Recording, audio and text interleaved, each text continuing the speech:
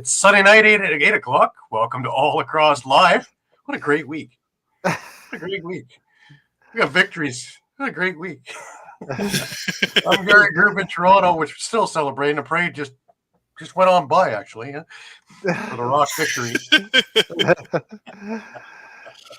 With me, as always, is Shawn Slaght in the tundra of Moose Jaw. How are you, Shawn? I'm thawing out. Thank you, Gary. And comfortably in Connecticut, we have Muffler Mike Kostiuk. Mike, how are you? I don't know about comfortable. There's several inches of snow falling right now, so. Oh, that sucks for you. It's hard to believe that here in Toronto, I have the best weather of the three of us. Probably when Caden comes on, and Pat, the four of us and five of us, because we don't have hardly any snow here, which is kind of funny. It's minus 10 million out there, but hey, you can't have everything, right? I really enjoyed my walk from the parking lot to the arena yesterday. Let me tell you what. Sorry, Shawn. The uniform isn't complete. There we go. Oh boy. Now it's complete. Do I have to remind him of the 2018 champs?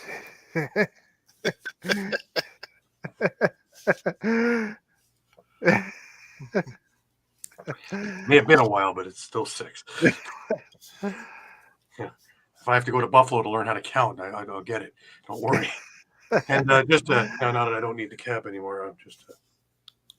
Yeah. Oh. Yeah. There we go. Yeah. All right. All right. Just who's ahead in the standings? Let's put it that way. Yeah. You want to go through that every week because the Rock are on their way to their 13-5 season now, so they've got the monkey off their back. Just a reminder to everybody that all of our episodes are streamed live across Facebook, Twitter, YouTube, Twitch, and also Instagram Live. Remember to hit the subscribe, follow, and like buttons. Always share. Tell everybody about us. We'd like to be heard, seen, and everything else. Please enjoy all of our other affiliates on the Stream Punk Entertainment Network, like the Pat Bernard Show, The Attacking Third, Steel Steps, soccer and football, pre- and post-game shows, CFL shows, all kinds of stuff, as well as things that are non-sports as well. Cinema stuff, a few other things as well. Pretty cool stuff. So please give us a look over at Stream Punk Entertainment. If you missed a show, no worries. You can grab all of our shows on YouTube, either at Stream Punk Sports or with us at All Across all the time, in which you're going to find our interview, our library of shows, interviews, retro games, all kinds of stuff, and more coming all the time. And remember, you can stay up to date by visiting streampunkent.com with great articles from our huge staff of contributors. And a reminder that this part of our show and all of our show is brought to you by 60. More than just a number, 60 is Canada's newest and most exciting sports uniform and teamwear brand, delivering top quality uniforms and teamwear that reflects the spirit and identity of each team. Their commitment to innovation and excellence sets them apart, ensuring that every customer experiences the perfect blend of style and functionality. Unleash your greatness with 60. Also, add Lax Talk 10 for a 10% discount on your order. You can go over to sweet_60 at Instagram and you can DM Jim there, or you can send him an email at info.sweet60@gmail.com. Remember, add that Lax Talk 10 for a 10% discount on your order. And we've talked about it before. If you're a U.S. company, why wouldn't you want to take advantage of the strong U.S. dollar and go with a Canadian company? And if you're a Canadian dollar company, why would you want to get hammered with international shipping and a weak Canadian dollar? Go with the Canadian company. Jim and his group are great. They work with you. All kinds of different things going on. All different types of styles of uniforms. And they're working now with women's box and trying to hammer out different ideas for their style of uniforms. So that's an exciting thing that happened this week. That they started putting together a plan. So let's see where that takes it. But give them a look. Go on to Instagram at sweet_60 and have a look at all the stuff that they have to offer in jerseys and apparels. Well, guys, we had a busy week on and off the floor, like usual. Of course, Lacrosse Barriers made their debut over at the track yesterday before the ALL game. 2 pads, so it's really cool. You can have games going on one, and you can have that going on the other. And it's the state-of-the-art place, and just so much fun. And everybody involved, from what I heard, had a great time. So, and they are got programs going all over the country now, full bore. And pretty soon we're going to have women's lacrosse barriers. Hashtag yes, she can, which is awesome. Well, to get on with the real stuff here, the NLL finally, and the timing's weird on this one, but came out with a statement about Austin Stotts, in which stated the National Lacrosse League has suspended Austin Stotts indefinitely for conduct detrimental to the league in connection with his involvement in off-floor incidents. The league will reassess his eligibility to return to play no earlier than the conclusion of the 24-25 postseason and subsequent to the adjudication of his current off-field proceedings. As you all remember, Austin got into some trouble in the summer with a couple of assault charges, which took care of his summer, which he was having a great summer for Six Nations. And, well, he already had a 7-game suspension coming into this year. So interesting timing, but Shawn, you brought it up off air, and I think you're right. I guess they waited till that suspension was over before they even placed this one. Otherwise, Yeah, it kind that of was kind of my thought process. Yeah. Mike, what's your thoughts? Yeah, just I think the timing's weird, and especially given what just happened with Tyson Bell and that announcement. You just kind of wonder why they didn't make this announcement in the fall, or Right. It just gets So strange timing for all of this stuff, right? Yeah, it just feels like, okay, we already got one black eye with the Tyson Bell incident. Let's blacken the other by. Weird. But hey, we've seen stranger, I think. But Yeah. just very, very strange on all of it. Like, But well, eventually they get it right. So I guess ends justify the means. A few milestones to take a look at. One was 2 of them were from last week, actually. It was Holden Katoni, who back on January 11th hit 200 NLL goals. That's a pretty amazing stat right there. Yep. Robert Hope, 1,200 career loose balls. Another just fabulous stat. Chris Bushi, after last night's game, now has 100 NLL assists. And a big one over your way, Shawn. Yep.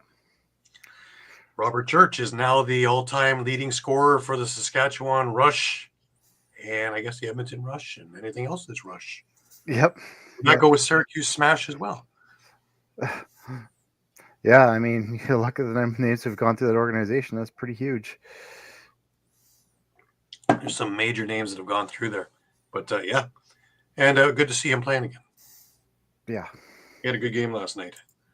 As did Ryan Keenan, who was Ryan. pretty much all I over the mean, floor. we'll get to it, but Ryan's finally Feeling he it struggled again. early. He's feeling it again. We knew kind of once it started dropping for him, it would come back, but it's just he struggled a little bit early. Right. Well, before we get too far into all of that, the OJLL had their draft today. I believe there was one also in BC for the BC juniors.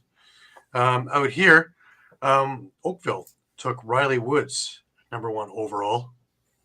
Matt Suter is a Clarington Gale. He went to Whitby for #2. Oakville took Ryder Simpson, 3. Jack McClure went to Six Nations. Ryder Robinson went to Peterborough. Everest Lahome Wickens went to Brampton, as did Joshua Morrison. Owen O'Halloran went to Oakville. Logan Wright, who is a goaltender, went to Peterborough. And Darius Jones went #10 over to Whitby. So congratulations to everybody, all 22 who were drafted today. It's going to be another exciting season in the summer. Things are already moving up there. Eduardo's with us. Eduardo, how are you? Good to have you with us. Hey, Eduardo. Eduardo doesn't have to worry about this frigid temperature stuff. Yeah. He thinks frigid is 42 degrees Fahrenheit. Could bring some of that heat up here. Yeah, shorts and t-shirt weather. Yeah. You know, sipping on my drink. Yeah, but hey, we're just jealous. You know that, right? ALL had a number of things going on. They only had 3 games in the ALL East this weekend. Started out on Friday over at the Memorial Arena in Brampton, which was a shootout. The Brampton Express played the Oswego Bears. We all know Oswego's had some problems this year. Well, that didn't change. Brampton took them to the woodshed, beat them 23-12. Yes, very, very close battle right until the national anthems. And that was about it. Brampton jumped out to a 5-0 lead, not 7 minutes into the game. So you see where this is going, right? Now, Oswego did mount a comeback. They got 3 of those back before the end of the first. And then Brampton just threw it into another gear the rest of the way. But boy, oh boy. 2 things out of this game. One, Brampton needed this to get themselves right because they lost a couple of tough overtime ones over the last couple of weeks. But Oswego, man, nothing seems to be working. At least they tripled their output from last week, because last week they only had 4. They couldn't get to barely 2 in the same quarter, let alone 2 in a row. Here they had a couple of runs. They actually had a very decent fourth quarter. Both third and fourth, they had 4 goals apiece in those ones, but third they gave up a ton. They gave up 8, so that didn't help much. But in the fourth, they held Brampton at just 2 and got 4 themselves. So, you know, there is some upside to be looking in there, but that's a long road to come back there. Oh, it's 56 over in Florida right now. You have that minus 56, don't you, Shawn? I think it's about minus 56 out here. Yeah, that's without the wind. Yeah. Sad but true. Yeah, I wish I was joking. 3 stars in this game were Jake McNabb for Brampton with 5 goals and 7 assists. Curtis Ward also for Brampton with 4 goals and 7 assists. And Eddie Renaud had a great game for Oswego. He had 5 goals and 2 assists. He was half the production of that team. So they need a little bit more. Be interesting next year's draft. I think it's going to be quite an interesting time. We had another slobber knocker Saturday at track, as I'd mentioned after Lacrosse Barriers at 1-2. The 2 o'clock game over there was the Oshawa Outlaws facing the Toronto Monarchs. And Toronto's been looking pretty good recently, and Oshawa is so close to finding their identity of the past. Well, this week, Oshawa found it, and they beat Toronto 19-9. That was a game that I think Oshawa had been just waiting for, because they've been so close to just getting it on track, and just a couple of dumb things here and a couple of dumb things there, and here they found it. Austin Bloomberg's had a great game, 3 goals, 4 assists for Oshawa. James Whiteford, 4 goals, 2 assists for Oshawa. Parker Pfeiffer, always reliable for Toronto, 2 goals and 4 assists in this game as the 3rd star. But this one, Oshawa jumped up to 3-1 lead, and they never really looked back. They put together a 4 or 5 goal run that took them into the second quarter, and they just never looked back. And they finished strong as well.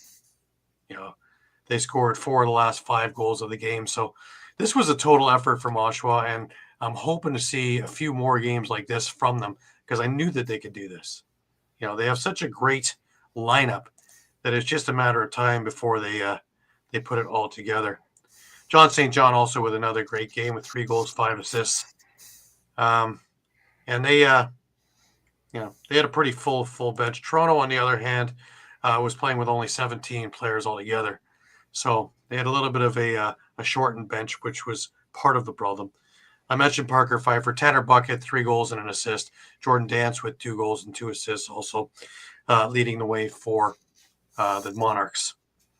There was one game today over at the ILA, and that was the Paris River Wolves, who have been on a resurgence of late, facing the Six Nations Snipers, who have been on a great game so far this year. And Paris, we knew they never had problems scoring. They always were in these big scoring games, but giving up a lot. Well, they beat Six Nations 15-10 in this game. So everything is coming to fruition for them now. And, it's just a matter of time. They've moved up in the power rankings as well. This week's power rankings have, of course, Whitby at 1 and Peterborough at 2, as they didn't play this week. But Paris has moved into number 3 in the power rankings, followed by Brampton and Toronto. Six Nations is at 6. Oshawa is going to be moving up soon, but they're sitting at 7th, and Oswego is down in 8th. So, a couple of games out west on Saturday. Both were 1-goal little slobber knockers there. The first one was the Sea Spray beating the Grizzlies 12-11 in overtime. And the late game at Langley was the Eagles beating the Blackfish 13-12 in regulation. So not bad. Not bad at all. Upcoming, we have the Steelhawks facing the Timbermen on Friday. That'll be a good game. And that's over in Oshawa at the Children's Arena, 8 p.m., if you're able to get there. On Saturday, again at the Children's Arena, the Paris River Wolves will be playing the Oshawa Outlaws. Now, this is a good litmus test for both teams. And again, if you're able to get out there, I suggest, for the $10, it is well worth it. You're going to see some awesome action. The Monarchs are playing the Steelhawks on Saturday, the late game. Another big-time game. On the Sunday, you're going to have the Express playing the Snipers. And the Timbermen are going to play again, and they're going to play Oswego. So everybody's involved. Some are involved twice. So big week of 5 games next week for the ALL East. In the ALL West, the Blackfish are facing the Grizzlies at 1 o'clock Pacific on Saturday, and the Eagles will face the Sea Spray at 4 o'clock Pacific at Langley Event Center. Alrighty. Well, I can't keep all this giddy containment to just me. So I figure, why not share the giddiness on the stage? And why don't we start off the NLL part of our program with the Wolves Den? And let's bring Caden onto the floor there. I don't got fruit, but I got fruit snacks. Let's go! Finally, I went at home. Yeah, well, I added a little bit of flavor to it just by taking the cap and Yeah. we'll just leave it at that. It's good to be back in the winner's circle. Yeah, I've got you covered there, but He's already lined up the parade. boy, the parade went right by the window here. It was pretty great. A full day later. Now, the real cool thing was it was autograph day. So, the guys were really happy to put their signatures onto things, like those NLL playing cards, which I picked up as well yesterday. So, add that to the collection of stuff in here. Pretty soon I'll be doing a show from a different room because there'll be too much stuff in this room. Hoarders are going to have one full thing of lacrosse stuff. No, It'll be the special A&E stuff. lacrosse hoarders. Talk to me, Caden. Talk to me. You were there. Star Wars, May the 4th be with you.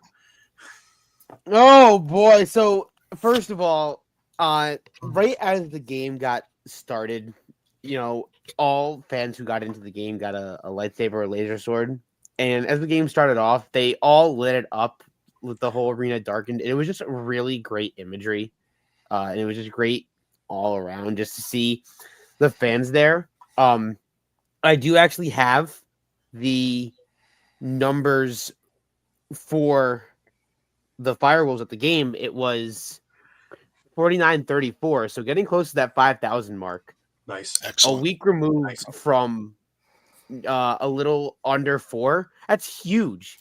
And Yeah. especially with a win coming up to 2 massive games against Philly and Ottawa at home, that being their next 2 home games, I think it can only go up from there. Especially when they're competing with football. NFL playoff football happening that night, and they still got 5,000 fans in that stadium.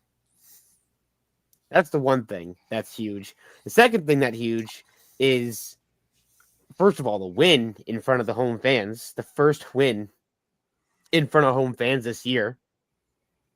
Breaking that OT loss streak. It felt good to do that. And, talking with Colton up in the press box, he just, even being there as a presence, he felt they know they needed it. Everyone felt like they knew they needed it. And prior to the game, prior to everything getting started, I was down in the locker room area, and they all just didn't seem phased. You know what I mean? They didn't seem phased by this little losing skid that they had. They just seemed like they were ready to come in. They knew they had the home crowd behind them, and they were ready to play some lacrosse in front of the best fans. Nice. Very nice.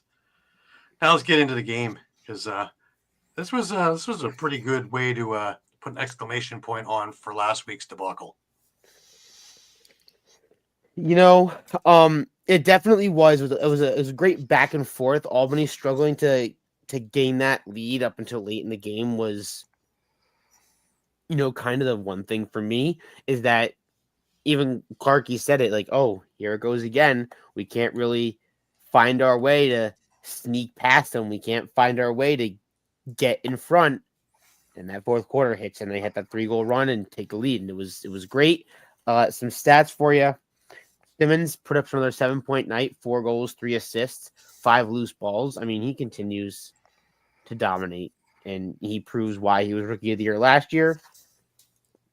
And he proves why he's arguably Albany's best offensive threat. Then you look at their 2 other offensive threats. Ethan Walker put up 2 goals and 6 assists, a week removed from his 7 assist night, which is a career high. He also got his 200th career point in the night. So even Clarkey says it, only being a 3-year player on the team considers him to be the veteran of that squad. And a lot of the guys look at him like a calming presence. And you're just having him out there being the type of player he is. Like, we talked with Simmons yesterday after the game. Mm-hmm. And he said that just playing with him from 16 till now, he's not only been like a father figure, but he's been like a mentor. And he's been that calming figure when everybody needs it. And without Colton right there, it's really good to have a guy like Walker to go to on the field like that. Mm-hmm. Following that, Ty Kurtz put up 4 points, 1 goal, 3 assists, but 7 loose balls. Something you really don't see out of Ty Kurtz. Like, yes, he's getting a lot of the points, but you don't see him get in for those loose balls. So, you see a lot more of those transition and D guys getting in there. But it's good to see Ty getting those loose balls. Hopefully it's something that he continuously build upon going into the continuously going on throughout the season, that they can hopefully, get on the winning track, and this can be just part of it. And then Dyson, career high 4 assists on the night. Right. So he's just getting better and better and better. Interestingly enough, the week where you don't do well on the power play is a week you win. Yeah, that's 2 for 5 on the power play, and you guys win. That's certainly something. It's also a head scratcher, but whatever works, I guess. The thing that really stood out to me is you guys have had so many problems in the fourth over the last few weeks. That this was the strongest fourth I've seen this team put together since probably mid last year. And the foot never came off the gas, which had to be the message at halftime, that you just keep your foot on the throat and go. And sure enough, the only thing really, the only blemish was giving up really a power play goal to Will Malcolm, one to Connor Kelly as well. But really, that was really the only blemish of that quarter. That's probably the best quarter they played all year too. And that includes the Toronto game. So something I want to mention is that even back to the Simmons post game, even he said that he felt like it was their most complete game. Like he felt like they actually sat there and played a full 60 minutes. Like they didn't give up halfway through. They never took, like you said, took the foot off the gas pedal. They stayed through it. And I agree with him. It was their first full 60-minute effort this full season, aside from the Toronto game. Mhm. And even so, you could maybe argue that they didn't because they had such a big lead going into the fourth that they kind of took the Yeah, foot they off took the the gas. foot off the pedal. gas. Yeah, and they got involved in all the melees and other stuff that was going on in the fourth and all the other crap. So definitely a good. I agree. It's a good full 60, and especially with injuries to guys still like Nishimura, Wagner, no Longboat, no Watkinson, still no Callum Crawford again. You see a lot of guys picking up in spots where they didn't expect to be. And I want to look towards Carson Moyer and Blake McDonald making their team debuts on the night. Carson Moyer actually scoring in his debut with the Firewolves. He was with the team last season. They sent him in the Anthony Okeem trade and re-signed him back. He got the call when he was at work, which was pretty cool. So then he knew he was coming to play over. And I want to speak to what Clark said before the game, that he views him like a Sam Firth high energy type guy. And I mean, Carson showed that clear as day throughout the night. Like he was all over the field. He made himself known, obviously getting the goal, getting in the rough spots that Albany really needed in those times. Right. And speaking of Blake McDonald, as a defenseman, as a defensive guy, like Clarky said, if you don't have much to say about them, then that's a good thing. See, here I was ready to get all over you about the Eric Fennell trade because he looked great with Ottawa. Even won their bear claw, bear hat, or whatever their of the game over in Ottawa on Friday. And as I was watching that, thinking you must just be seething at the moment. And here comes Mike McDonald with a really good game and the most complete game that Albany's put together. So that takes some of the sting out of that trade. Yeah, absolutely. And I talked with Clark before the game about the Fennell trade. I asked him about it. And prior to the season, when Albany announced they were signing the 3-year extension, I was able to go to that press conference. And I talked to Clarky about Fennell and just him coming in. And his whole thing was that he's a big, body type guy that Albany really needs, especially when they went through a tough playoff run with Buffalo in the end, and they were getting pushed around a lot. So they wanted Fennell to get in there to be that physical type presence. But as the season went on, and Coach said this himself, that Fennell didn't really feel like the opportunity, like not that the opportunities, but the playing style wasn't to what he expected. And both Clark saw that and Fennell saw that. So they decided to make that trade. And then in turn, pick up their two guys, Carson Moyer, Blake McDonald, and also the defenseman, the goaltender, Cameron Pylon. Right. Well, it was a hell of a showing. I'll give you that. And my God, no blood pressure segment for you. You're much too relaxed. Scary. Oh, no high blood pressure. I got my fruit snacks, like I said. Lower, guys. You guys didn't think he had that low a voice. They saw him in the Toronto win, I think. I don't remember if I was there for that one. Yeah, no, that Toronto win that happened over here, and that was a ugly event over. And shout out to Black Saturday, actually. Shout out to Carson Moyer's first NLL goal with Gary's favorite word of inconclusive. Yeah, we almost had one of those in the Rock game. They called off a goal. They get that one right. They saw that. Yeah, right. And it's taken one away from the Rock, but inconclusive one is Nah. We love the inconclusive. It was great. That's like swearing to me. Yeah, you say inconclusive, you might as well tell me where to go and how to get there. While I have us all here, though, of course, speaking of swearing, let's bring this little bad boy up there. We still got one more game to go because, of course, Philadelphia is going to try and dig out in time to play Vancouver tomorrow. But here we go. it's not great, but it's not bad. Caden's having a week of weeks. Look at him, 4-3. He's above 500 this week. The only one of us. Where Mike and I are sitting there at 3-4. Shawn and Pat are having a rough time of it at 2-5. It was Can nice. still It's salvage another somewhat, because our picks are all over the board for tomorrow's game. I know I have Vancouver. I think Shawn has Philadelphia. Yeah, I have Vancouver, Philly. and then Caden and Pat have Philly. There you go. So that's right. right down the middle again. As it stands right now, Shawn and I are tied at first at 26 and 18, with Mike right on our heels, well over 500. Mike, Yeah. you have to Make throw a comeback. God. Wasn't that the same picture you had on the? Never mind. That was on the ankle.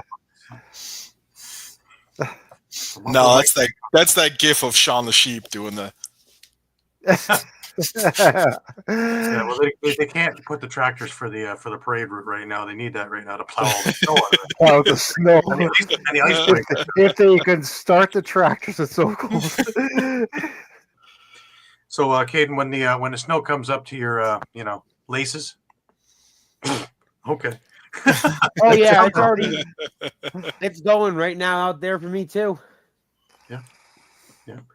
Well, Albany, it's not exactly Miami Beach, but hey, We're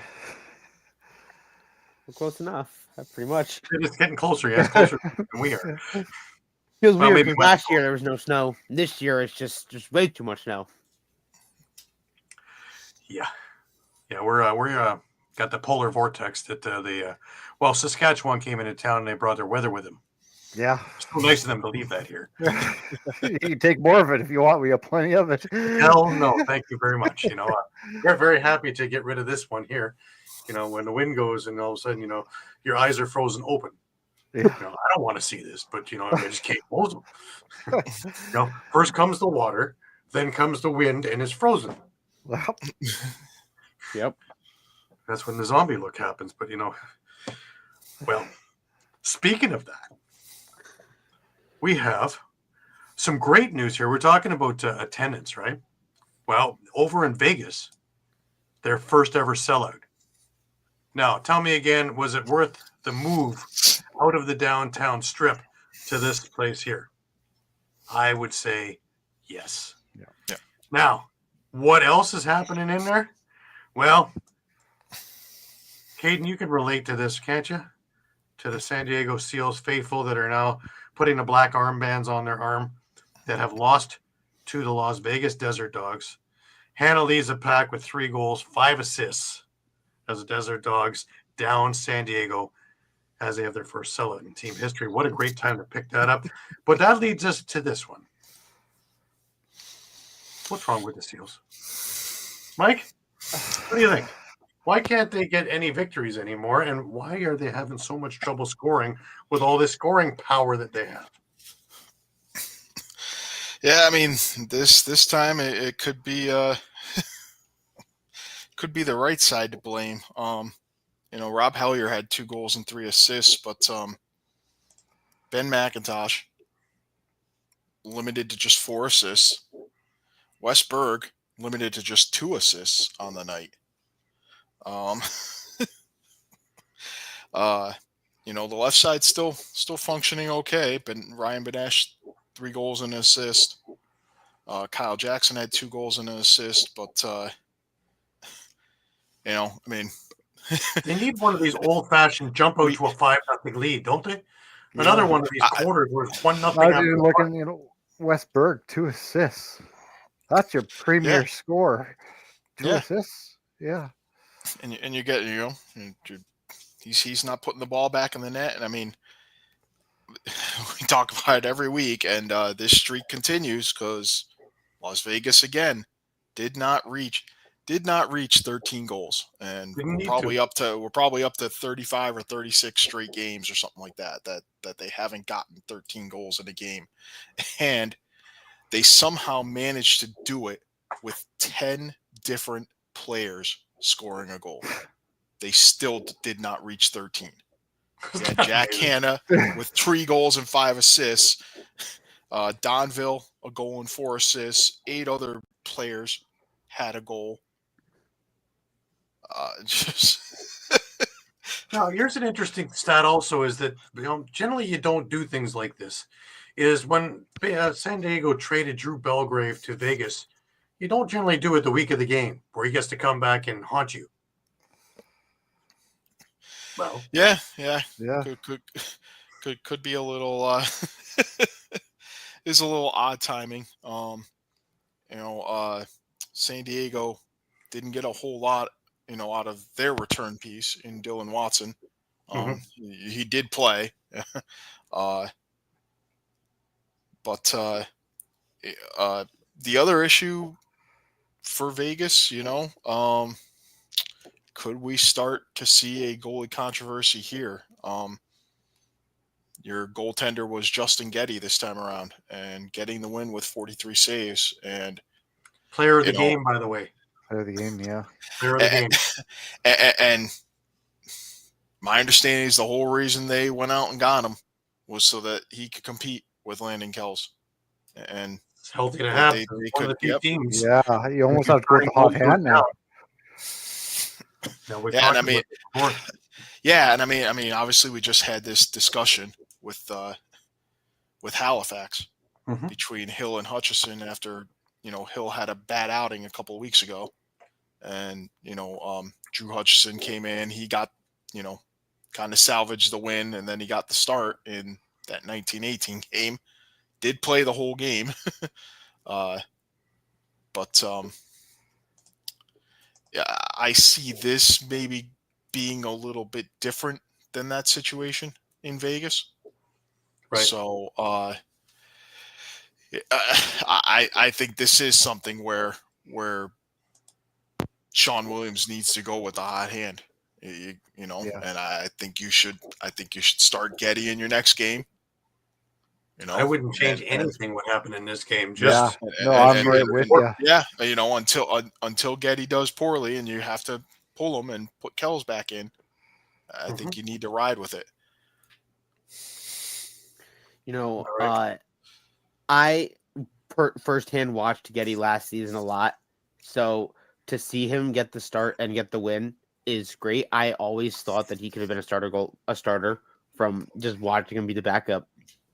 And learning under such a great goalie like Doug Jamieson, it had to have shown, sooner rather than later.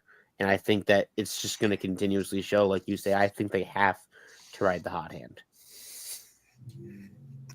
Yeah, and I mean the other thing I'd add too is let's not forget that he started the season on PUP or injured reserve or whatever, but he had a pretty decent summer with New Westminster too. That's true. Yeah. So he was coming in, and he could very well have been the starter from game one had he not been injured. And you have to wonder where Vegas might be had he been given the starting job, or had he been healthy and given the starting job. And yeah, I was going to say though, and I mean, Gary better shape than they are now. I was going to say, playing devil's advocate, and Gary can attest to it too, though. But I mean, Landon Kells had a good summer too. That's true. So he had a very good summer. Yeah. I think a platoon thing would have been what they were going to look at to do until somebody stood out, but it kind of worked that way anyways because of the injury and so yeah, I wouldn't change a thing for this next game. I would let Getty ride the hot hand, and if you're in the press box, get comfortable because you're not coming back until we mess up again and have to do some. Now that's not to say that it's not, because the team is growing and is gelling and is starting to actually look like a team, and all the things that Sean Williams had said in the early weeks is that they're still very young. And they're still learning their roles and learning each other. And, as they come along, now they're starting to look like they belong, which is scary for everybody else because everybody was looking at that going, okay, we can, everybody can have the Philadelphia Wings thing, pad your record with 2 Vegas wins. But that's not going to happen anymore, as proven. Yeah. They've beaten 2 very good teams. And Yeah, they've and I mean, silenced them in Albany and San Diego. and if there's any sort of negative from their perspective, it's unfortunately next week they have a bye. They're hosting Georgia in week 10, and then they have a bye again in week 11. Yeah. So So, there's but no I continuity. believe they have a doubleheader in week 12. So, Right. actually, I'm certain of it. I just don't know offhand who they're playing. But Right. I can find that in just a couple of minutes. All right. While we're on this theme of what's wrong with teams, it brings me up to the Georgia Swarm. And, of course, they lost in overtime to Calgary. Calgary are magicians now with overtimes. And, Hayden Dixon Yeah, wins when Jesse King hits 500 career points. And the Roughnecks top the Swarm. But this is the thing it's a little scary to me is this Georgia team was 3-0. And all of a sudden, a loss to Ottawa, a loss to Rochester, and a loss to Calgary, and this team is 3-3. That's Yeah, and this one I don't know. This one's hard to pinpoint just because this game was as close as the score looked. They did go up by 3 at one point in the third quarter, and then Dane Dobie happened to get him back in the game. for him, He's still smiling. You know, I'm celebrating a win. I don't need to hear that nightmare. Dobie's like name. inclusive. It's like my winner soldier word. Inconclusive.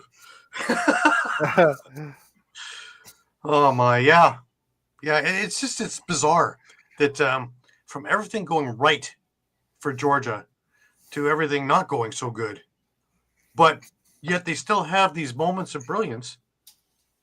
It's just that they're fewer and further between now.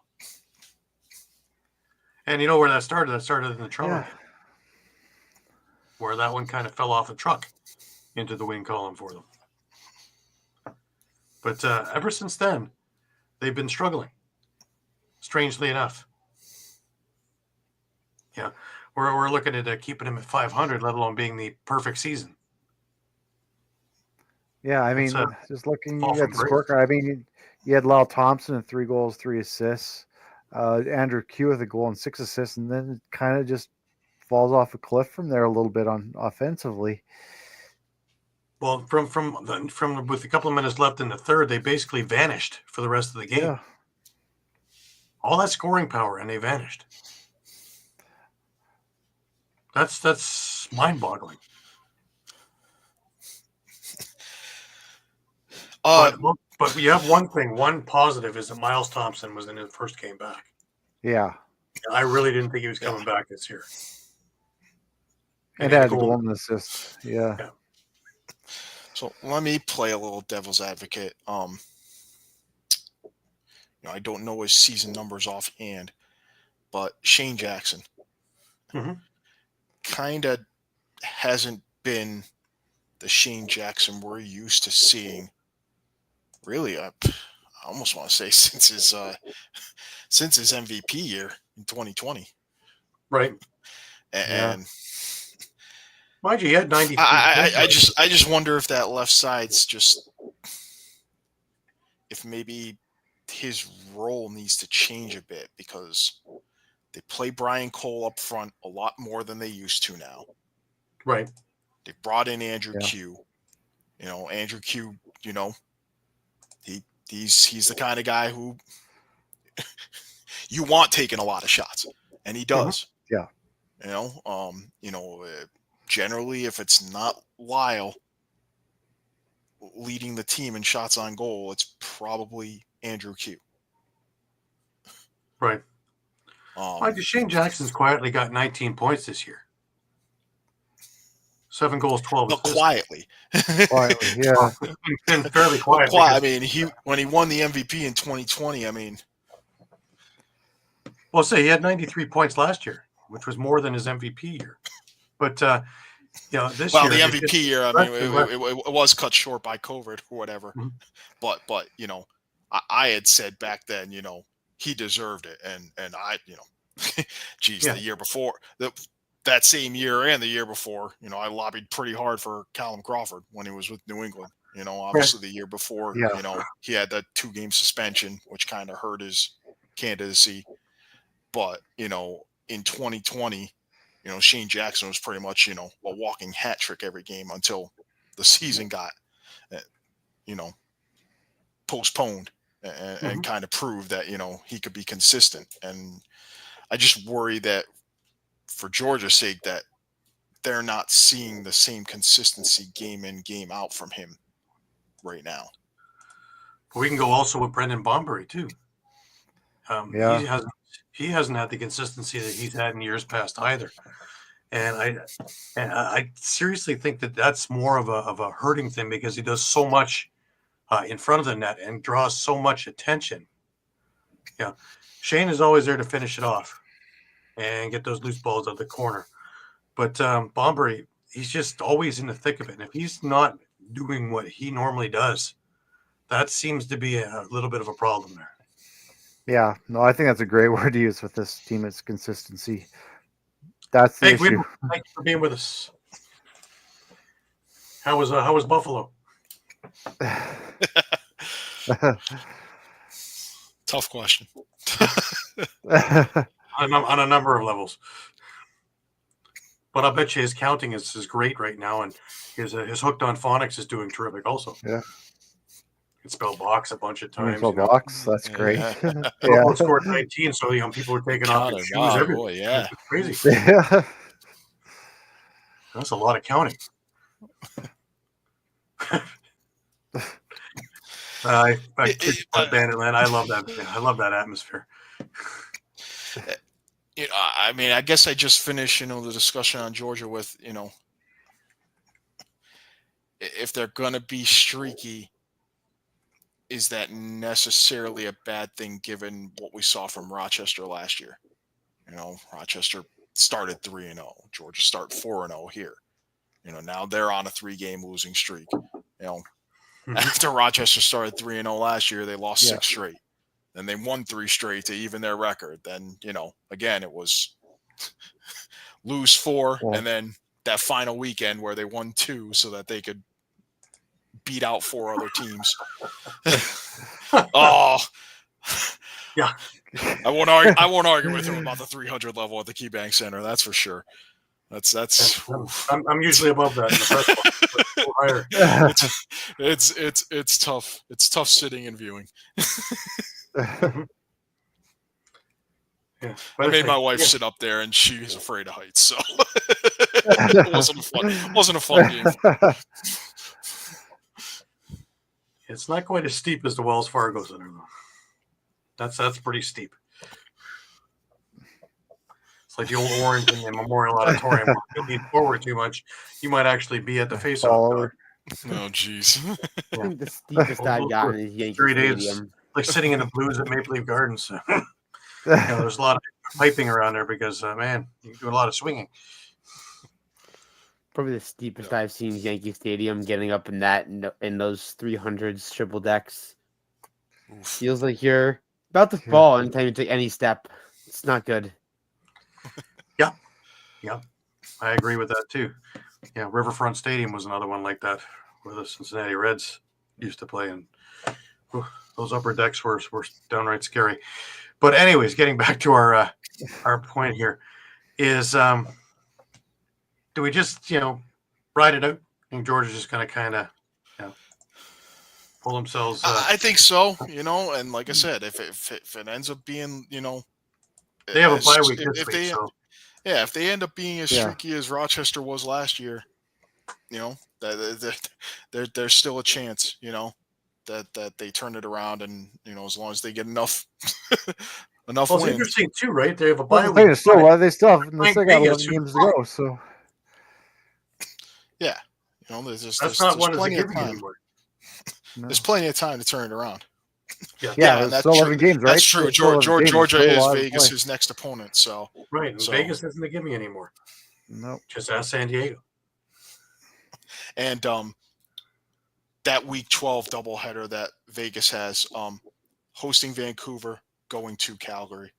So that should be interesting. Mm-hmm. At least they're all in the West, so they're not traveling cross country. Yeah. So that's one good thing about that. All right. And then Well, I was going to say, after Vegas, Georgia hosts Colorado in Week 11, and I'm not sure, but Georgia's getting up there on home games. It looks like their away games are kind of backloaded onto their schedule. So yeah, because they have Toronto and so that could be a factor too. in February later they in have the season Toronto, Toronto, so. that they're playing the majority of their road games the second half of the year. So, Well, normally when the weather cooperates, you put the warm climate for the cold months, but they got an Right. inch of snow there, which shut down the city. true. So, Mother Nature isn't cooperating with the NLL season either. But Ottawa went, hey, this is great. Look at this. Brought her toboggans. But, staying on the theme there of Buffalo, they're still undefeated. Byrne, Ignite for 7 goals, 5 assists. And, they improved to still undefeated. But 19-14 in an absolute slobber knocker, so to speak. This is from pillar to post is what this was. So it's crazy because me and Adam Levi, shout out Adam, we were talking about this one after the Fireworks were ending up and how Buffalo had a huge lead going into the half just for Philly to claw back with everything they had to make it as close as they could, but just no vein. Just shows that Philadelphia is probably the closest competition Buffalo has right now at this point of the season. I don't know about that, man. Toronto kept them till less than a minute before they pulled ahead to stay. Yeah, I don't know about that. I was going to say at the moment right now, I think the team that can beat Buffalo right now is Buffalo themselves. Yeah. But the worst case scenario happened for Philadelphia, and that was that they fell down early and often, and down 3-1 after one. You're thinking that that's not too bad, but it's how. And really, until less than a minute left in the quarter, did Philadelphia get on the board, which meant that Buffalo was doing basically what they wanted to do, and the crowd was into it, and everything that can go against you is happening. Because if you can get on the board first, you shut up Bandit Land at least for a few minutes. And then you can get yourself sorted out and settled. Here, they're fighting an uphill battle from 2.5 minutes into the game onward. And that's worst case scenario. And then, of course, it just steamrolled. And those damn Buffalo runs that are never just 2 goals or 3 goals, when they go chugging along, you get 5-goal runs, and it just makes it impossible. Down 8-1, and you're just looking and going, daunting. Which means that Buffalo can also, rest up a little bit. Part of the comeback was that you're up 13-5 at the half. You start off with a goal 25 seconds in, and it's 14-5, and they more or less took their foot off the gas. And Philadelphia had a really good third quarter. Catoni had a couple of goals. Phil Caputo, he was doing his thing on the power play. And, of course, Mitch Jones and Joe Resetarits were doing their things there as well. So they had a chance to start getting back in the game. But when you're down by 9, it really is a daunting task no matter what you do. Because with the exception of an act of God, are you coming back with that much time remaining? Because that Buffalo is not going to go and not score again. Because as soon as they flex their muscle, they're going to put another 2 in. Especially against Buffalo, right? Especially against Buffalo, right? Because, that's a championship caliber team. They're not going to let you get in any type of momentum. And even as they were coming back, then Philadelphia gets in a penalty trouble at the end. And, of course, Kluche and Nanako score power play goals inside a minute of one another. And, what looked to be, a 3-goal deficit. And if you're playing smart, you could actually, with 7.5 minutes left, plenty of time, then you shoot yourself in the foot. We talked about it last week, but we talked about it with Pat, that the one thing that Philadelphia can't do is get undisciplined and give Buffalo these chances, because out of all the teams in the league, the team that I don't want to be playing shorthanded against is Buffalo. There's just so much firepower. And you put together, a man advantage on top of things. And with Matt Vincent, you can take a few more liberties and a few more chances and stay just a little bit longer. Put one guy up the floor a little bit more for the long lead pass. And that's just suicide to take penalties, especially late in the game when you're mounting a comeback. You scored 4 of 5. You scored 7 of 8 goals. And you had all the momentum, and you were quieting Banditland down, and they started getting a little bit edgy. And that's when the visitors bench goes, hey, this is great. And then you shoot yourself in the foot, and that's it, game over. You bring Banditland back in the game because they start spelling again, and everybody starts hooping it up. And you put a power play goal in, then the party begins again. Then you have another one, and that's it. And there's no way you're not scoring 5 goals on Matt Vince in 3 minutes. That's just not happening. Again, without an act of God. So, you're doing things that are hurting yourself in this. Now, this would have been a great story if they actually came back from a 13-5 deficit and played smart down the thing. And actually, even if they would have lost 18-17 in whatever back there, 18-17 in overtime, that would have been a story. More so if they even come back and win it. But, we'll never know. We'll never know.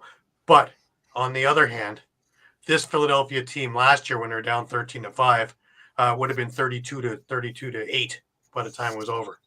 I think back to the Toronto game where I think it was something like 20-1 or something like that, or whatever. It was just a ridiculous thing. Just a snowball.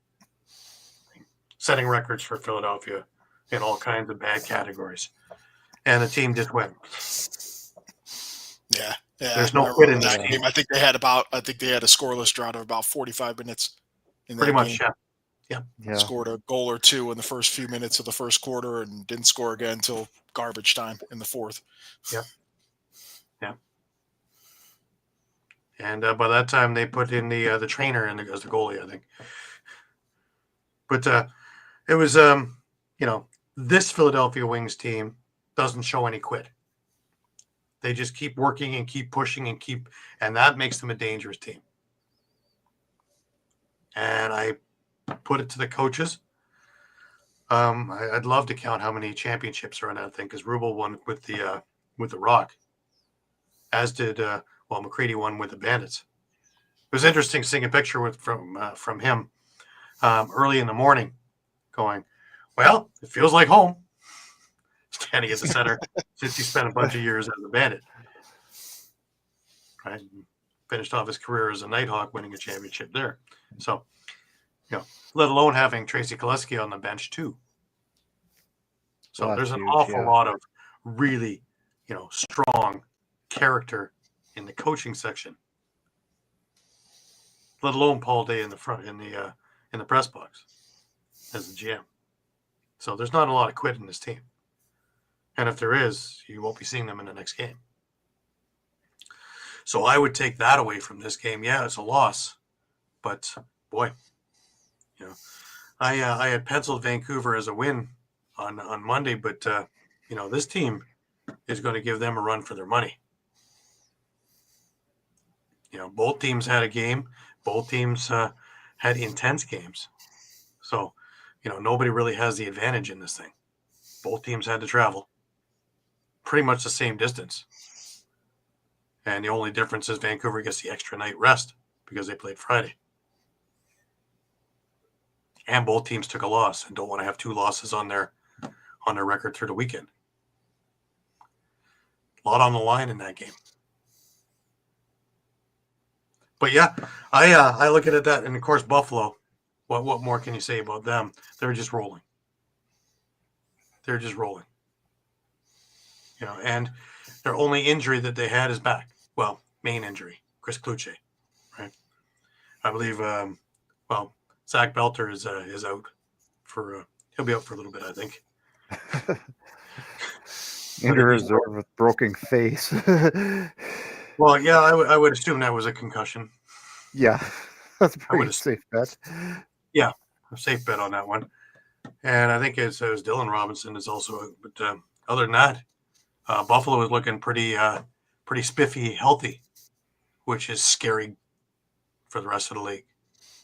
Because usually by now, you know, you're missing one or two or three. You know, Fraser's usually hurt, Nanakoke, Byrne has got something, you know, just from wear and tear. And all of them are rolling. Byrne is on pace for just an absolute another MVP season. And he's going to battle it out with Dane for who's going to do it. Because the two of them are either or. Yeah. Two-headed monster. Yeah. Their schedule is a little interesting, though. Obviously, they still have to play Toronto again.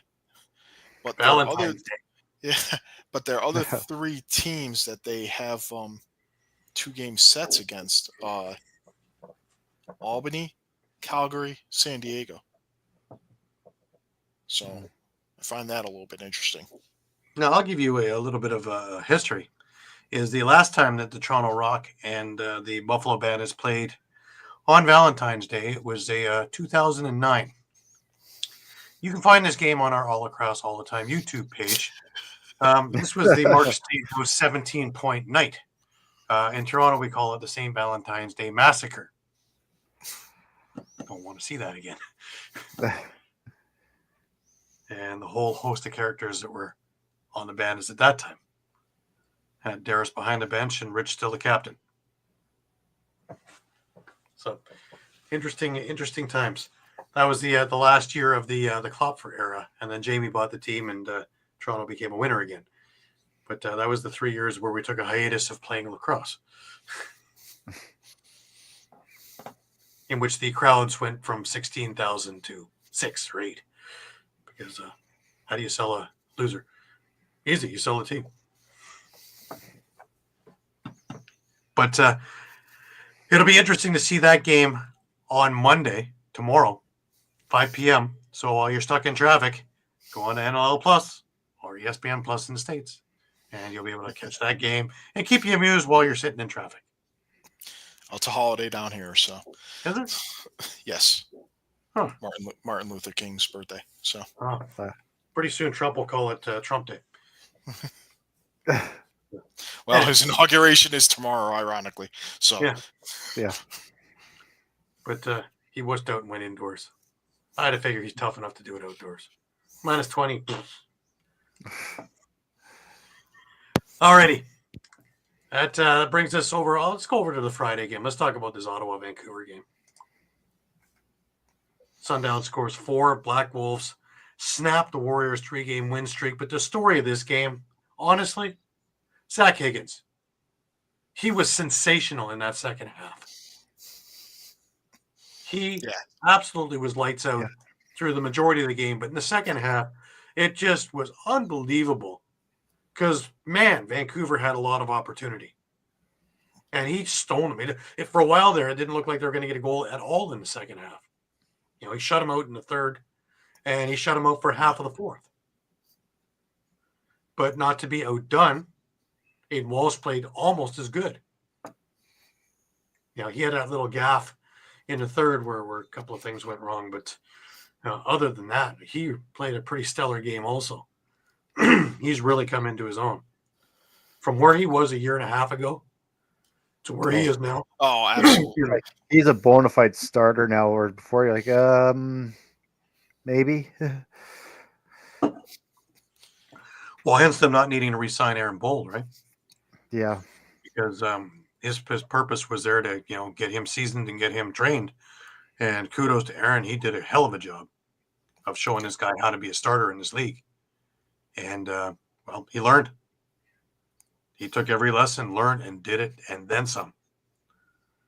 And he is a stalwart back there. And when Connor O'Toole gets his feet wet, man, that's going to be a good 1-2 punch back there as well. Oh yeah. Yeah. That's going to be scary good for a lot of years. And this team, although it has a number of veterans to it, is still quite a young team. So Molosky's got himself a real good nucleus. Exactly what he wanted to build, him and McMahon and Rob Williams. Everything is kind of working to plan. And it's showing in attendance. It's showing in the party zone. It's showing in the energy in the buildings that they play in. And you take a look when they go on the road, they're just as dangerous. Yeah. You would expect these games to be these 16, 15. Well, their defense is just as strong now with solid goaltending. So, I'm pretty enthused about this Vancouver team. I was already. And I really think that this is the real deal. I don't think this is just a one-off and, get lucky for a couple of games and then we'll see the real one down the stretch. This is the real one. And it really is difficult to find that game where, you go, okay, this is the one I can take. Because as proven, man, San Diego was on my Bet365 card. That's the only loss I took. They played the part of Albany this time. I'm catching strays. We won a game, and I'm catching strays. Get used to it. Yeah. I just don't appreciate it. I want to celebrate the win. Is that so? Is that such a bad thing? I don't think so. No, but you got to take the good with the bad. Yeah. We say Mike was you last year, Caden. So. Well, then, you know what, Gary? At least we have another win. At least we have 2 wins. Yeah, that's one over us. Yeah, exactly. Yeah, point well taken.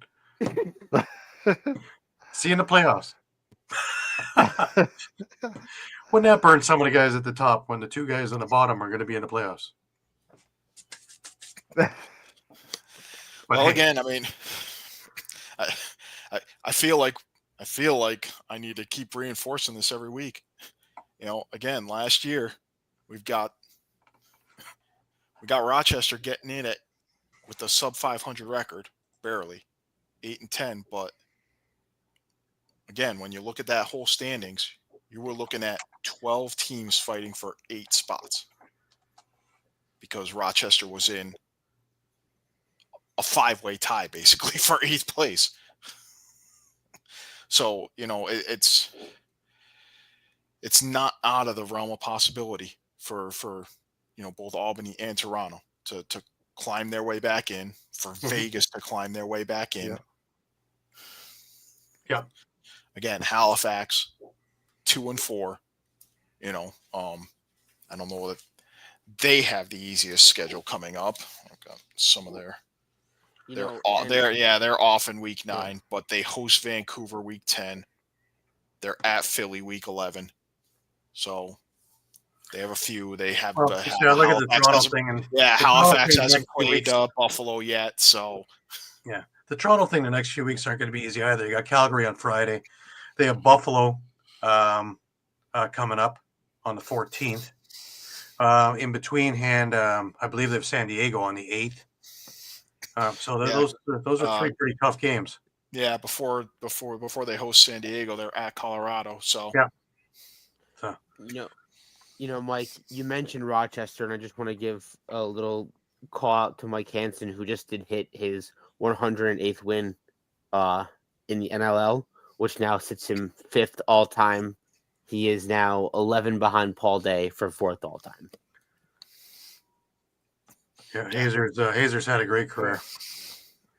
It's just he's just going to continue. He's going to continuously grow. I mean, one of the best coaches in the league, and he continuously proves why. Yeah. Which always made me laugh when the people in Rochester, when they were in their little funk last year, were, should we be firing Hazen? For who? Who in the hell are you going to get that's any better than that? But, some of them are still saying it in the midst of this losing Which is streak. always- we which is had, always but funny. It's just yeah. Yeah. You just have to look at the all-time standings and realize a reason why you don't fire Hasten Mhm. is because of his coaching record and of his accolades. And you can see what he's building there in Rochester. Like, it's coming around. Like, It is. And if you can get everybody healthy at the same time, that's going to be a very scary lineup as well. yeah. I want to get back to this Vancouver thing for just 1 second there, because we were talking about the defense, and they held Jeff Teat to nothing for the first half. It was only near the end of the third quarter that Jeff Teat started running wild. I think he had 1 assist in the first half. And then he started, getting free. And once he started doing that, then the problem started. Yeah, and fortunately, for Ottawa, they got a big game out of Larson Sundown, which they'll certainly hope that trend will continue. Yep. He had 4 goals on the night. One of his patented dunks from behind the net, of course. Mhm. But he looked good when he was given time and space, for sure. Kyle Matisse had a goal and 4 assists. Kind of a quiet night for Jacob Dunbar too, 1-1. Connor Kiernan with just 2 assists. But like you said, Higgins 41 saves. Just another. Just stole the show. Yeah. He is. He really is stealing games for this team. So, and that I feel like in a couple of years we're going to look back on that trade and we're going to call it even for both teams. With Philly getting Caputo and Patton, and Ottawa getting Higgins and the draft pick. So, Yep, definitely. Well, Caden, I know you got to run. You run. I'll bask in the Rock glory myself. Bask in the victory. You do bask in that 1 victory. Yeah, That's right. early days. That's one more than I've had to bask in all year. Finally, A team that should be 4-2 that's sitting at 1-5 inconclusively. your favorite word. Never forget your favorite word. Oh, yes. Now, in this game, though, ironically, one of our friends of the show, referee Josh Hiltz, took another shot. And talking to him today, he's fine. He was worried he had a concussion last night. So, but man, that guy he's snake bit when it comes to he's in position. That's the thing. He's always in position. And I had mentioned to a couple of people, I love his crew because I don't notice them very much because they do their jobs and they do it well and they're always in position and they're always hustling. And sometimes you're a little bit too much in position and you become part of the play. But I'm glad to hear that he is fine because he did the Ottawa game Friday also and did the Toronto game last night. So he kept pretty busy. But great guy if you ever get a chance to talk with him, and super, super knowledgeable, and really, I love talking with him and joking around. So, but glad he's okay. But Caden, I know that you probably have 2 or 3 on ice, probably out in the snow.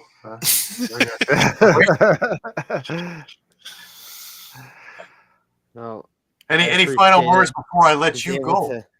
Able to celebrate a victory in, Saskatoon next week. Hopefully, I'm able to celebrate it over Shawn this time. Yes, first one. Everybody gets to celebrate over Shawn. I want it back. You want to borrow my cap? I want it back. He can wear it when the Rush win. When you shouldn't have stolen from me, yet you did. I want it back. Towards Caden, Austin Shanks. Yeah, I have 2 words to Alec Simmons. I feel a little bit of tension in the room. Mike? Mike's on the sidelines here. Yeah. Hey. How many games over 500 am I? That's what I'm saying. Mike's a comic guy here. Just Yeah. Riding his carpet right now. He's just He's just relaxing. That's it exactly. But yeah, to get on to the Rock game. Have a good night, guys. Caden, we'll see you next week. That was Caden with the Wolves Den Plus, and well, he's going to celebrate still. But Toronto Saskatchewan game, and this was pretty much the way it was billed. It was a great game, and funny enough, it didn't have that torrid pace that I thought it was going to have off the start. Both teams played it pretty much close to the vest. But Saskatchewan got on the board first. Brock Haley with a beauty. And Toronto was getting inside. And they were, where they were catching, Frankie? From behind the net. Because there had to have been 3 goals that were dives from behind the net that went in. Schreiber had one, Dawick had one, and I believe Boucher had one. So, if the book's on that, there's going to be a lot of diving around the rest of the year. Robert Church, he came in with a goal. Same thing with Ryan Keenan, and it was 3-1. And we were all sitting there living this. We've seen this movie. And how quick can I get to the parking lot and get on to something else? Enter Tom Schreiber. You remember him? He played in the first game. Haven't seen him since. Well, he had a pair of goals in the first, both off Chris Boucher passes, and it was 3-3 after 1. Boucher himself decided, this is one of the ones diving from behind the net, off a Schreiber pass, and Toronto had their first lead of the night in the second quarter. Zach Mans, of course, had to rub it into the Toronto fans. But, as long as I got Brian Cameron there, I'm starting to forget about Zach Mans. I'm getting that same shot from Brian Cameron. So my blood pressure is coming down a little bit. I'm not afraid to look at the floor again. Clark Walter with a real beauty of a goal also. And Saskatchewan had to lead as this thing was going back and forth. Chris Boucher took a beautiful Chris Corbeil feed, and we were 5-5 going into halftime. Enter the quarter of quarters. Saskatchewan had a rough third quarter, and Toronto took full advantage of it. Brian Cameron with a pair of goals in this quarter. Challen Rogers was coming out the back door because they had Tom Schreiber on the forward thing. So both sides got shored up. So we now had a good transition thing happening. Defense was a lot meaner than it had been. And offense was strong. And with Schreiber taking the shots from the distance, guys like Josh Dawick, Chris Boucher were going inside. I see a trend here. I'm happy to hear this one. But anyways, at the end of this quarter, it was 9-6. Toronto. Robert Church got one back late in the quarter. And we were heading into the fourth quarter. This one was more of a, again, like the first quarter, a much bigger defensive struggle. Nick Rose played great. For someone who we thought was hurt last week, he looked real comfortable in that. He was making big-time saves. Frankie was doing great. Sviano was doing terrific in that as well. Not quite that showstopper, stealer of game type game, but he was solid. This game wasn't on account of his goaltending. Josh Dawick, again, with another goal. He's having a career year. He has to be in that conversation now that he is the real deal and a goal scorer in the NLL. Ryan Keenan back off a Robert Church pass, and it was 10-8. Schreiber to put one in with 30 seconds left off a huge Nick Rose pass into the empty net. And every time I see Nick Rose do that, I'll take that out. Every time I see Nick Rose do that, it reminds me of a conversation that I had with Terry Sanderson when they first picked him up out of Calgary. And it was this guy can thread the needle from 100 feet. And so when I see that, I keep thinking back to the Terry conversations and why exactly they picked up Nick Rose, even way back when. Because if you look back then, this is just after Whipper Watson had retired. And some of the experiments of goaltending were Not great. Matt Royk comes to mind. Matt likes to lean on the net, even when the play was in his own. So he was out there. But they released him in that minute after one game, and next thing you know, we had Nick Rose on the team, and he's been a starter ever since. So part of the Orangeville Rock. But Toronto gets on as their first win of the year. Great day to have it at Autograph Day, so all the kids were happy. Another packed house over in Mississauga. A lot of fun, man, when the house is packed. Even though it's a smaller place, it is a noisy little barn. So it's fun in there.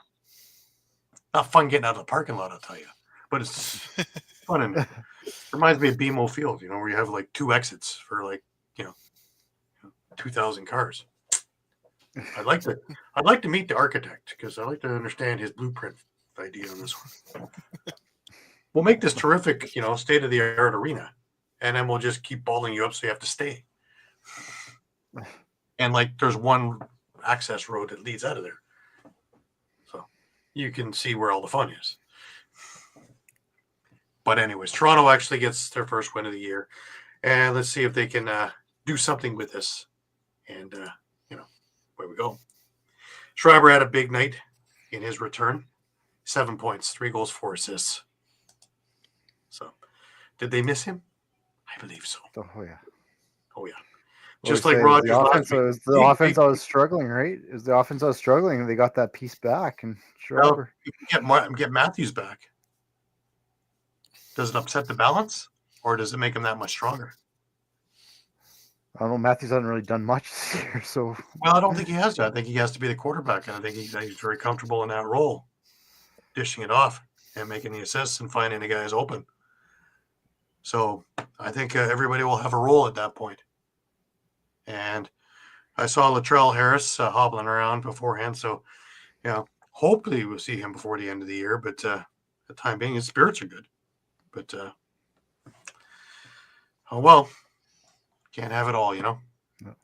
But it'll be interesting. I'm very curious to see how they play Calgary now that they are mostly healthy, and more so when we come up in a couple of weeks, playing San Diego and playing Buffalo again. So those are going to be very, very interesting times. Also, in Colorado. That's going to be a painful one. I mean, that's going to be well, we'll see. Colorado for me so far now is playing Jekyll and Hyde too. They're playing fantastic or they're playing mediocre. Or you get that game like they had last week and they're playing mediocre, then fantastic. We'll see. Yeah. Brings us to one last game of the week, and that was the rematch of the Rochester Nighthawks against the Halifax Thunderbirds. And Connor Fields, 4 goals, 2 assists, leads the fourth quarter comeback. Randy Stotts nets a hat trick in the loss. This almost was in my pocket for the who you got. Not quite. Yeah, another 1-goal thriller. Not quite the buzzer beater we had last week, or the marathon. Could you imagine if we had another one of those? Oh, I think they have an overhead camera though. You might actually be able to see it. Yeah, they do have an overhead camera in Halifax. So, so there was a review where they showed that angle, but Rochester does get some revenge. I think it's the first series split we have this year. Right. Believe it or not. Yeah. It took almost half the season. But for Rochester, big night from Connor Fields, 4 goals, 2 assists. Ryan Smith had a pair of goals and an assist. Thomas McConvey, a goal and an assist. Jake Paceno, first career NLL goal. So second round draft pick from 2023. Ryan Lanchberry, 4 assists. So he came into the night leading the league or co-leading the league in points, I believe.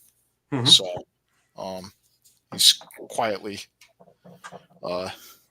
finding his role as quarterback for Rochester. And Riley Hutchcraft, 43 saves and 14 of them in the fourth quarter, and four or more of those 14 came in the last 30 seconds of the game, with Halifax trying to force overtime. So, talk about standing tall. For Halifax, no Dawson Theed in the lineup. Cody Jamieson had a goal. Randy Stotts had a hat trick and 2 assists. Thomas Hogarth 3 assists. Mike Robinson and Clark Peterson each had 2 goals and an assist. And we kind of had this discussion earlier, but Warren Hill got the start, which I thought was the right move, given how last week's game went. Despite Drew Hutchison getting a good showing too overall. Yeah, Yeah. 47 saves. Oh yeah, can't pin that one on him. No. Yeah. I mean, this game was 5-5 at the half, and Halifax was up. I'm sorry, this game was 4-4 at the half, and Halifax went up 8-5 after 3. They had a 4-1 third quarter, and then Rochester turned around and had 4 in the fourth quarter. So, yeah. But this happened in the game last week also, because Halifax had a decent lead and then blew it also. The only thing different was that they came back and were able to win. Otherwise, we could be talking about this also again. And this is starting to see a trend now again. So is there something we need to be concerned Yeah, because I mean, if that game, if that game goes the other way, now we're looking at Rochester back at 500. Mm-hmm. We're looking at Halifax at 1-5. Basically sitting in 13th or 14th place. So, so in a way, fortunate. I guess you could say fortunate for Halifax that they salvaged a split too. Yeah, definitely. It's home and home. Oh yeah. I'm just curious though, is there something that needs to be, that we're concerning there? In Halifax, because they're missing a couple of pieces. Don't forget, we're missing Tyson Bell too, right? Which is a big piece on that defense, as well as transition. Now, missing Dawson Theed, those 2 pieces alone could be enough to change things around in this game. Yeah. I mean, 2 big pieces, literally big pieces. Yeah. He's a big guy, so he's that's. I think the hope long term is that he and Jason Knox are going to be pair of big bruisers on that left side. Mm-hmm. I mean, yeah, Cody Jamieson can't play forever, so right. But they can't rely too much on that as well. Just like over relying on Peterson, right? He has a average game. Can't even call it a mediocre, but an average game for him. And somebody else has to pick up the slack. Yeah, I mean that's someone. Maybe that someone is Randy Stotts. I think he's on pace to kind of have the kind of seasons he had when he was playing with Georgia. Mm-hmm. Yeah. Again, so would I be over assuming then? With Wake Rib Bowhunter, he's got the booming shot. We need to see a little bit more from him. I think so. Same thing with Hogarth. I watched him have a couple of great games. Games that I reminisce me from his Peterborough days, as well as some of the other days, playing for Rochester and scooping and scoring from in front. 3 assists in this game. That's not the Hogarth that I'm looking for. I'm looking for that guy to be the one who's that big body, who's 6'3", 6'4" in front of the net, that you can't move, that he's going to scoop it and score. Yeah, picking up rebounds. I mean, yeah. He's been doing that his whole career, whether it's Calgary, Vancouver, Buffalo. Yep.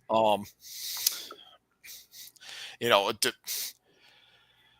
does that come down to, hey, are they not drawing up enough plays? Maybe Right. for certain guys, certain set pieces, Sure. whether it's, coming out of a TV timeout or, on a power play or. Mm-hmm. Right. Maybe it's as simple as that, instead of just, hey, relying on, like you say, relying on Clark Peterson or even Stotts, who They mentioned Knox too. Do you think they are looking for a little bit more out of him? I think so. Well, I mean, with Knox, I guess maybe the question, I mean, seems like you could ask this question of pretty much any team that, picked up players from Panther City. That's, almost every team's kind of in the same boat with regard to that, where, hey, you're integrating Sure. anywhere from 1 to, I mean, how many guys did Philly get out of that? 5 or 6. It also, looking at the stats in here, brings me to what a big signing that Mike Sisselberger is. He's more or less neutralized. Oh, absolutely. Jake Withers in this, and that just shows how good he is. You're almost 500. Yes, Withers came out in top 13 of 10, but still, that's pretty impressive on what would normally be a 22-1, if not 23-0, without that signing. Yeah, and that's, right there. That's more Halifax possessions and less chance for Rochester to score. So, Yep. So that definitely can't be discounted. Yep. It was an interesting week. A lot of things. Well, it's making things a lot more interesting because, when you look at the standings, of course you got Buffalo over there at 5-0. Philadelphia sitting at 4-2 with Ottawa and Saskatchewan. And then we have this logjam. We have Vancouver 3-2, Calgary 3-2, Georgia 4-3, Colorado 4-3. Going the other way, you got San Diego at 3-4, Rochester at 3-5. And there you go for your into your 8 and 9, right? Yep. So a .375 is your number 9. So anything's possible. For the teams 2-5, 1-5, and you got Halifax, Vegas, Albany at 2-5, and then Toronto sitting at 1-5. But they're getting there. They're getting there because now they're starting to get scoring. Toronto. When you had 9 goals in 2 games, you're not beating anybody. Now this team, I'm pretty sure, can put 9 goals up in a quarter if you're not careful. True. Yeah. And it's, for my sake, I'm hoping that the injury bug hit him quickly, and now it's going to spread somewhere else. See ya. Bye. Thanks. Keep this team healthy. Please make it interesting. Yeah. But then again, if you're going to tank, having a first and second picks isn't going to hurt. Unless Vegas all of a sudden becomes a playoff team. You may have to watch out for that now. Yeah. That would be the rock luck. That the one year that Vegas is actually a juggernaut is when they have their first pick. But that's down the road a little bit. We're only a third of the way in. There's a lot of stuff that can happen. And really, we've seen all kinds of weird stuff going on, all kinds of strange results. And there hasn't been a week yet where, we haven't gone, what? With one of the games, if not a bunch of the games. Or sitting there watching it going, I can't remember a year where it's happened that many times. So the parity is wild. It is. Even with the teams that are 2-5, because there is no such thing as a gimme in this league now. No one's a pushover this year. Nobody. Not at all. All right, let's leave it there. Just a reminder, we are on Facebook, we're on Twitter, we're on Instagram, we're on Thread, we are on YouTube. Please check us in any and all of those pages. Come on over to our Facebook page 2, 3, 4 times a day because the news is always changing and we always have our thumbs on the pulse of the situation and we will get it to you as quickly as we can get it ourselves. That's a guarantee. We take great pride in being able to give you all the information up to date and on time. Last words. I'll start with you, Mike, this week. Obviously, tomorrow night is big night for both of those teams. Pretty much a chance to maybe take sole possession of second place in the standings, especially for Philly. So should be a good game, and